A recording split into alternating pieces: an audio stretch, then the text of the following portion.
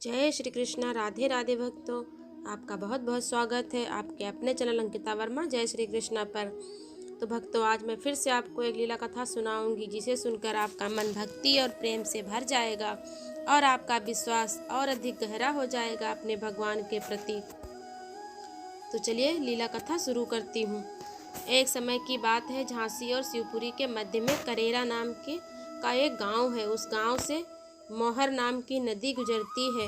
उस मोहर नदी के किनारे श्री बांके बिहारी जी का एक प्राचीन मंदिर है जो आज भी वहां पर स्थिति है।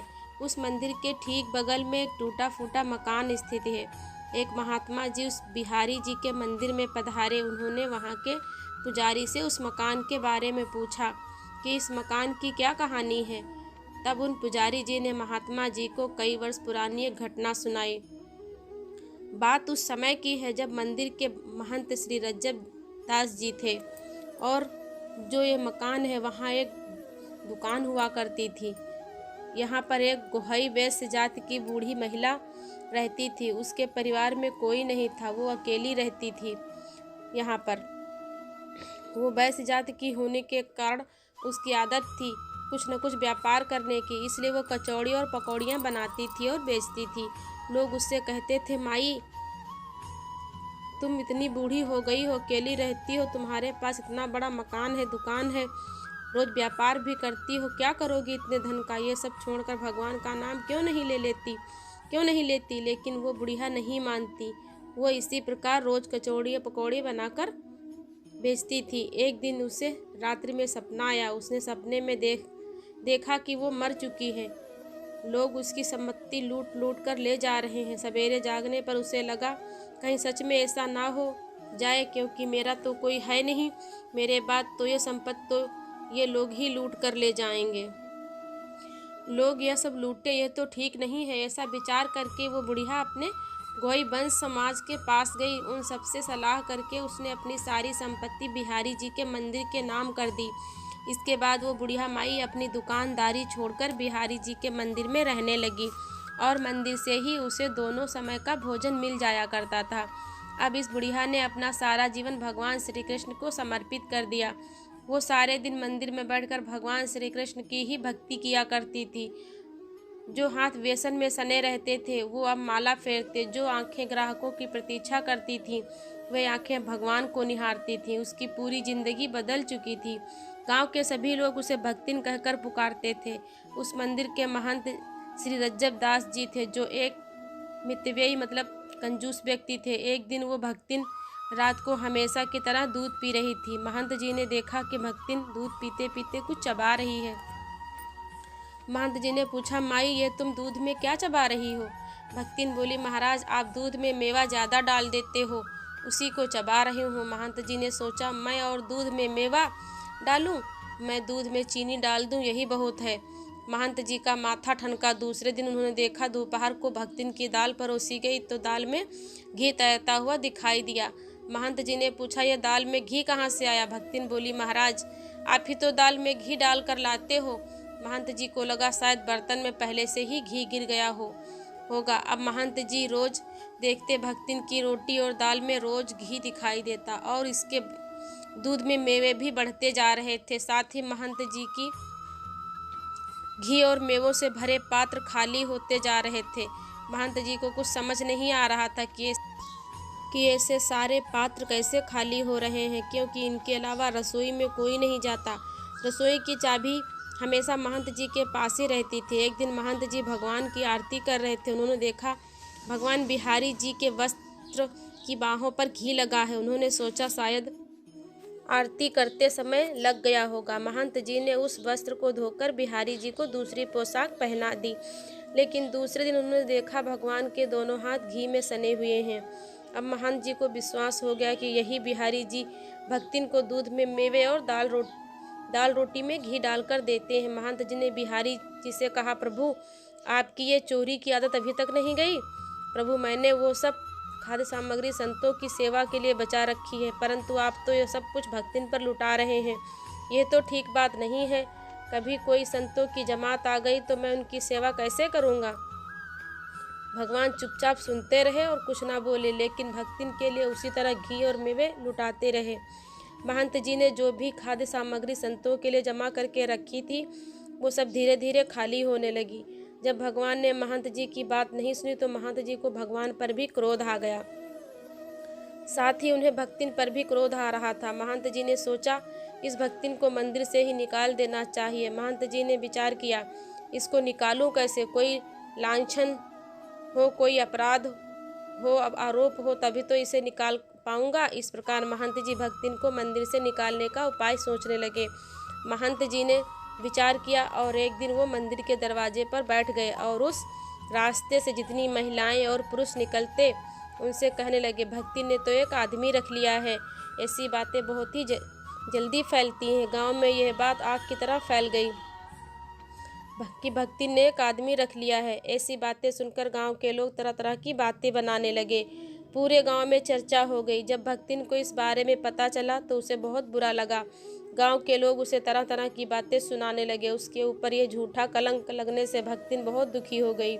उस दिन भक्तिन मंदिर नहीं गई, वो सीधे अपने गोही वैश्य समाज के लोगों के पास गई और उनसे कहा, मंदिर के महंत जी मुझ पर झूठा इल्जाम लगा रहे हैं।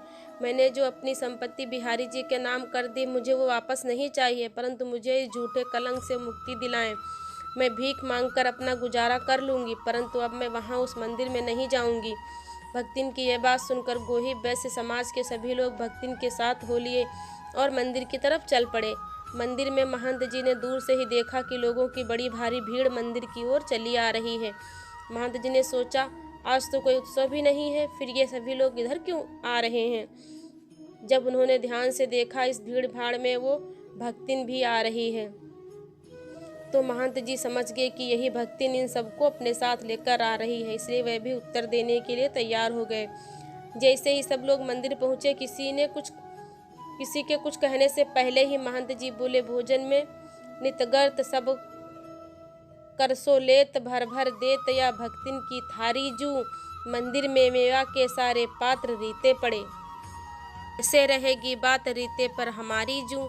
लोग समझे नहीं। महंत जी बोले, मंदिर के सारे घी मेवों के पात्र धीरे धीरे खाली होते जा रहे हैं। यदि कोई साधुओं की जमात आ गई तो हम समय पर क्या खिलाएंगे? सभी लोग बोले, अगर ऐसा है तो ये कहिए कि भक्तिन चोरी करती है, लेकिन आपने तो इस पर दूसरा ही कलंक लगा दिया है। महंत जी बोले, ये चोर नहीं है, ये सच्ची और ईमानदार है। लोग बोले, तो फिर आपने इस पर यह कलंक क्यों लगाया? महंत जी बोले, या कि भक्ति भाव पर हमहू बलिहारी जूं, कैसे यह प्रतीत कराएं हम पति या भक्तिन ने बनाए हैं बिहारी जूं। इसकी भक्ति ने बिहारी जी को अपने वश में कर लिया है। वही इनको मंदिर की रसोई से चुरा चुरा कर मेवे और घी खिलाते हैं। बिहारी जी ने इसे गोपी रूप में स्वीकार किया है और इसने बिहारी जी को पति रूप में मान लिया है, इसलिए हमने कुछ भी गलत नहीं कहा। यह कहकर महंत जी ने सभी लोगों को मंदिर में घटित हुई सारी घटना बता दी। सब लोग क्या सोचकर आए थे और यहाँ आकर उन्हें कुछ और ही पता चला। ये बातें सुनकर सब लोगों की आंखों में आंसू आ गए। सभी लोगों ने कहा, महंत जी अब आप इस भक्तिन की चिंता ना करें, हमारे इतने परिवार हैं, ये जिस भी परिवार में पहुँच जाएगी वहाँ के लोग इसे भोजन कराकर स्वयं को धन्य मानेंगे। जिसका भगवान से नाता हो उसकी सेवा करना तो हम सभी का सौभाग्य होगा। भक्तिन ने कहा, अब मैं कहीं नहीं जाऊंगी, यही इसी मंदिर में रहूंगी।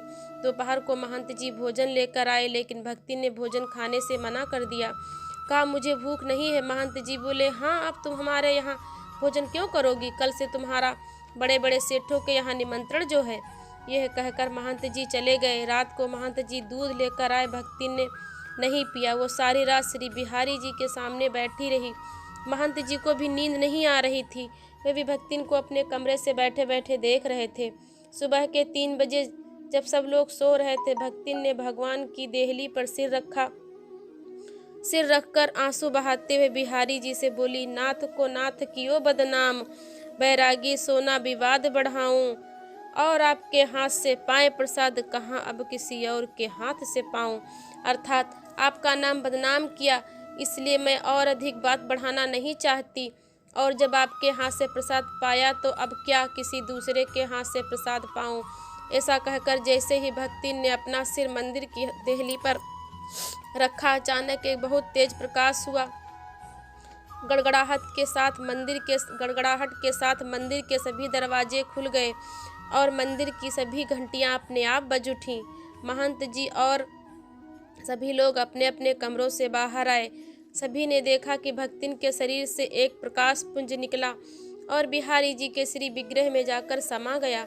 भक्तिन के प्राण बिहारी जी में विलीन हो चुके थे। पूरे करैरा गांव में इस बात का हल्ला सा मच गया। अगले दिन करैरा गांव में ही मऊहर नदी के किनारे भक्तिन का अंतिम संस्कार किया गया और वहीं पर उसकी समाधि भी बनाई गई। महंत रज्जब दास जी जब तक उस मंदिर में रहे, उनका नियम था भगवान की आरती करने के बाद वे छत पर चले जाते थे और छत से उस समाधि की भी आरती उतारते थे। आज भी वो करैरा गांव है, वहाँ आज भी बिहारी जी का वही प्राचीन मंदिर है। मंदिर के बगल में वही खंडहर मकान है। वहाँ आज भी उस भक्तिन की समाधि वहाँ उस मऊहर नदी के किनारे स्थिति है। तो भक्तों, कैसी लगी ये कहानी आपको ज़रूर से बताइएगा और वीडियो को लाइक करें, चैनल को सब्सक्राइब करें। मिलती हैं अगली नई वीडियो में नई कहानी के साथ। तब तक के लिए जय श्री राधे, हरि बोल। बोल वृंदावन बिहारी लाल की जय।